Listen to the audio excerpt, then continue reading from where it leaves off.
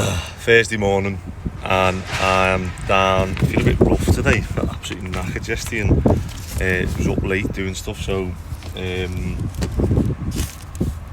a bit worse for wear today. But I've just come to automation and just picked up the QTech tester. Now, just pop them in there. What I was talking about, obviously. I say because we're NIC registered, we're going around signing. Obviously, basically these will go through a test certificate, and they'll do continuity, insulation, everything that the tester does. They do it, and you know you can see my tester's passed everything, which is good. I'm having a brain fog morning. But yeah, off to the student jobs now. I've just had so much to do. This and all of it is like, you know, rubbish paperwork stuff. And I've had we've got a new case officer on the yard who's just obviously flagged everything and couldn't be any more negative towards obviously what we've applied for, and she's even questioning whether it was a builder's yard. Well, she knows it was a builder's yard, but she's questioning whether it's been abandoned, and there's no like ruling on this. It's not like a set date or a thing, or you know, if you do this, so normally it's if it's a change of use, which this hasn't had a change of use. So when I bought it, it was literally had all the building stuff on the yard still. I obviously had to pay to get rid of it all. So what I'm having to do now is get affidavits from the previous owners and the previous owners before them to say that this is what was on the yard. It's still on the yard when they sold it. They haven't done anything else to it. I mean, if you go on Google Maps now and type in the address, you can see, yes, it had weeds on it, which you see in the student jobs. They're not abandoned, and yet they have weeds growing all over them after a year. So you can see on Google Maps right now, the current image is like obviously the tracks and the sheds and all the storage stuff that was on there. So you know, it's not a big green bushes thing. Yes, obviously when we got it, the seller hadn't cleared it, and she wasn't currently using it, but it doesn't mean that it was abandoned. It's like, I don't know, obviously there's that many neighbours have kicked up a fuss that obviously the planning are trying to do something about it. But do I turn around and, you know, do I get as many people to email in saying that, oh yeah, it's a great idea to have a builder's yard and the planning's great, so we can turn around and say, right, you've had this many objections and you've had even more positive feedback, but obviously it's only objections that they're after. I don't want to obviously bombard the planning department with emails from friends and family and people who are in support of the builder's yard. But yeah, it just seems a bit unfair that I have to deal with all this, and there's just so much going on at the minute. I just need to like, I've took too much on at the minute, and I'm not able to do everything, and lots of the jobs require me, not the lads. So I've just took too many jobs on that require me, and I'm like just having one of those days where it all hits you all at once. But tick little jobs off as and when they come, and eventually you'll look back at the end of the day and think, oh, do you know what, I've actually done loads today and there's not that much more for me to do. Just hope that more stuff doesn't appear. But a lot of the stuff I've got to do now, I've got to go and get all official statements and stuff and whatever off the previous owners and the sellers and stuff to help everything out, which I suppose I'm lucky that they're still here and able to do that, otherwise I'd just be stuck at night just planning, saying no. So the one thing like that's really frustrating for me is the fence was like, some of the sheds were like built to the fence, so as we've cleared the storage sheds that were on the yard, some of the posts for the fence were like some of the storage sheds were holding the fence up basically. So we made the decision to clear the fence. It was all rotten, people were setting it on fire.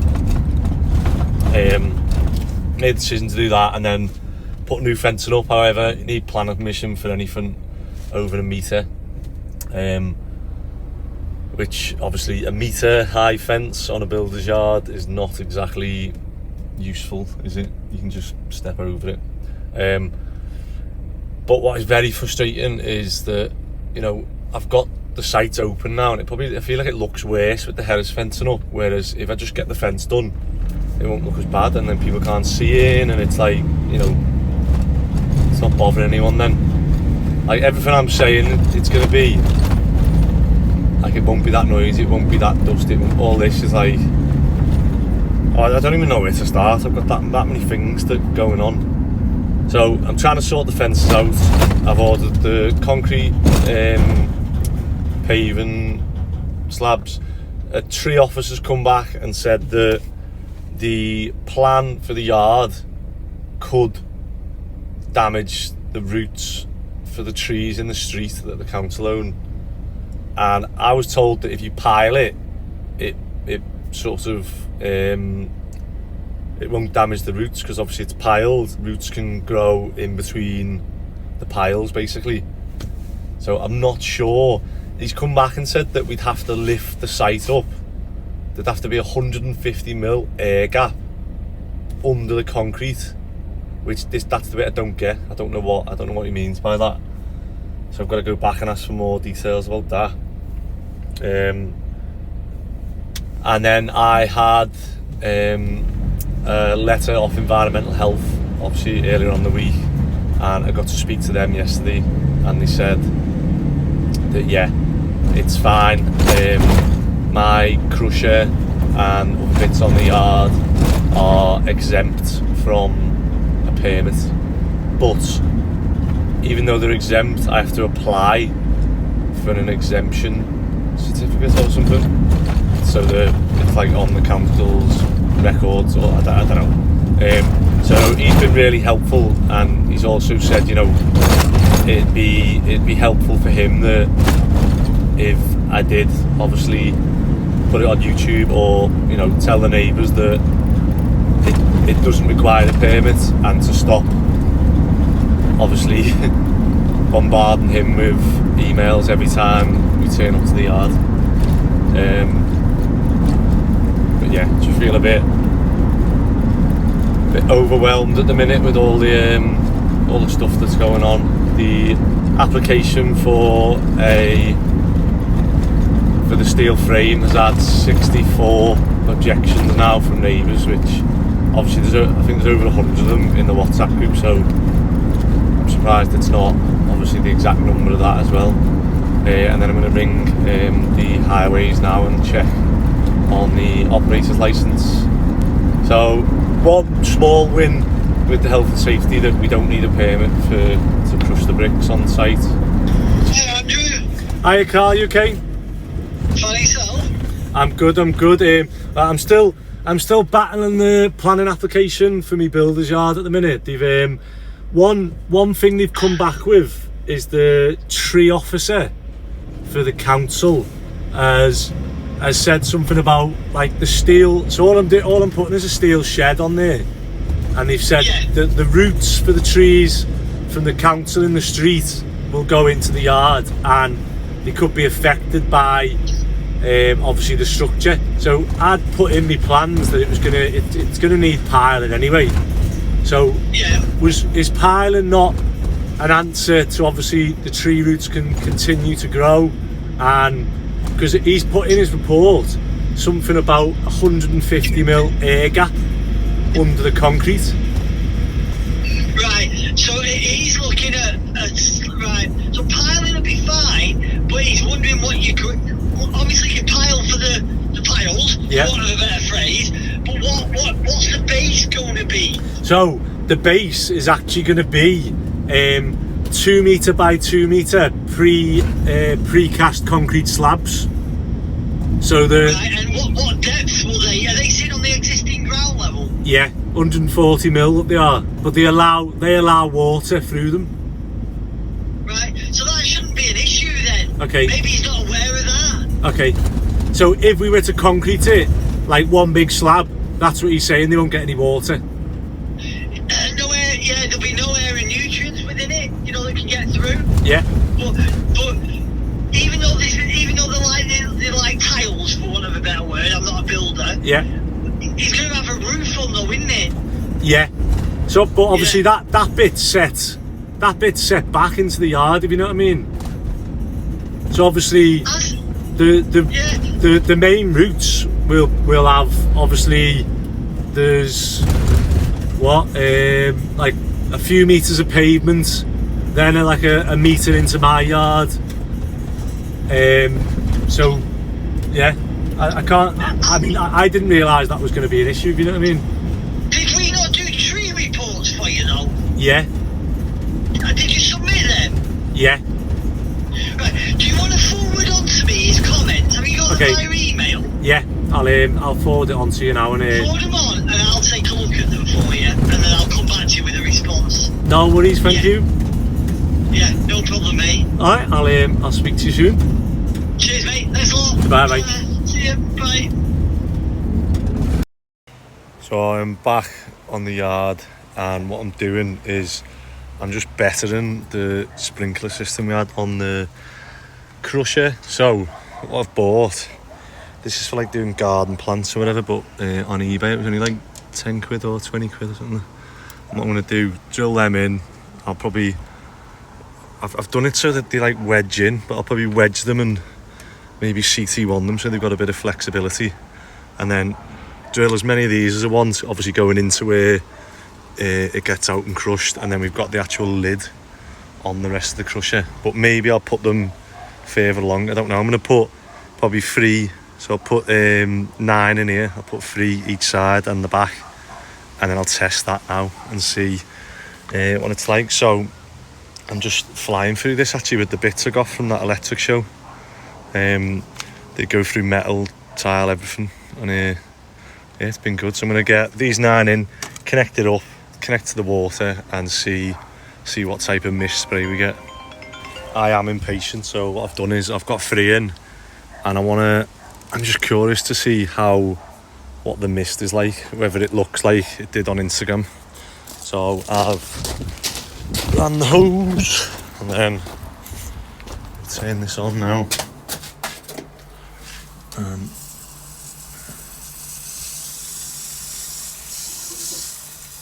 We'll see. Make sure that's on yet. Let's go and see what it's coming out like. If it is coming out. It's not coming out yet. What have I done wrong here?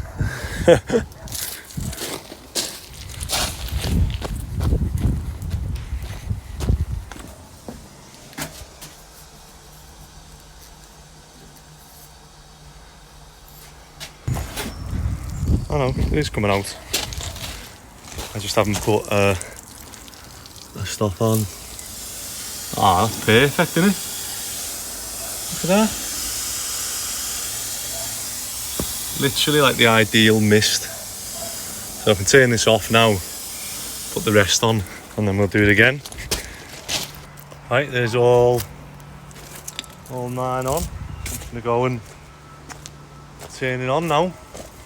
And they're all pointing at like literally everywhere where it comes out. So I've just been on the phone to Land Registry again about the adverse possession claim on the yard, and just confirming some documents that I've got to send across. But she just said it, like she said, this particular case, it could go on for years. And I was just like, I just find it obviously bizarre that what you think you're buying on a red line, on a title, that there's a chance that you could buy it and then a year later Land Registry sign a percentage of it away, and you're just left there to try and point the finger at whose fault it was. Land Registries, your solicitor, yourself, or I don't know.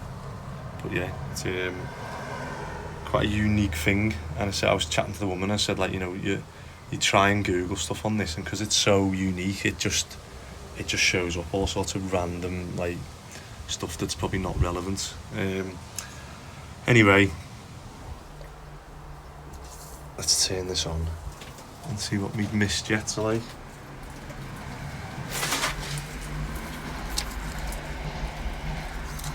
a bit of a leak there. Here we go.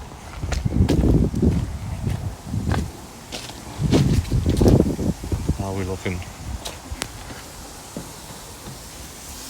Ah, beautiful.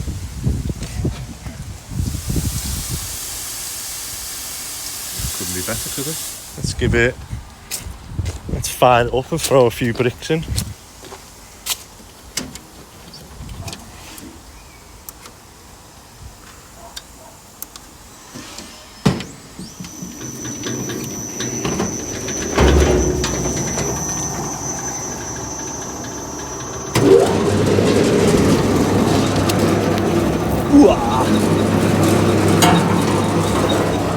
Just trying to find some bricks now in the yard because most of them are crushed.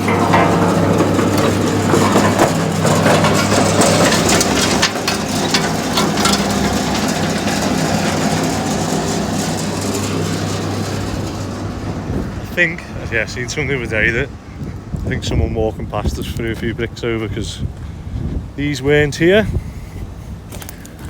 But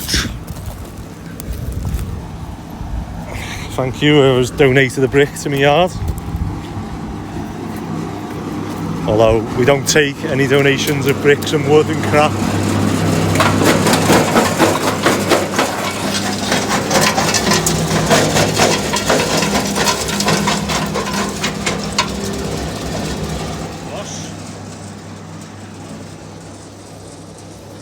Good, isn't it? So that is a wrap for Thursday, and it's been a crap day really. Well, it's been a very frustrating day, and I've got to go home and do loads of paperwork. Great, I've got loads of emails to go through, and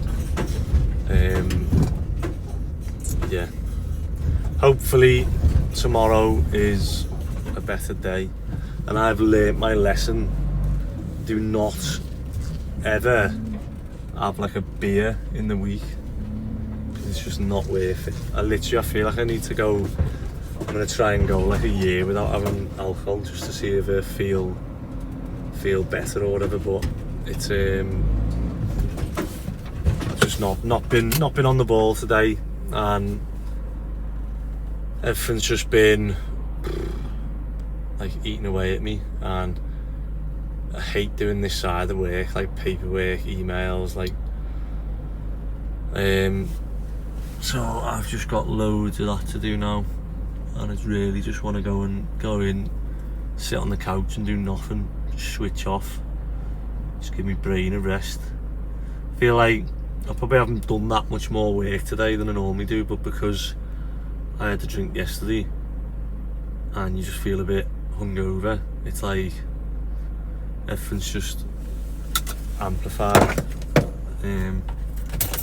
So yeah, fingers crossed tomorrow's a better day. And I don't know what's going on with this phone, but when I'm using this app to like switch the view and stuff, and because it's hot weather, it keeps saying that the phone's overheating.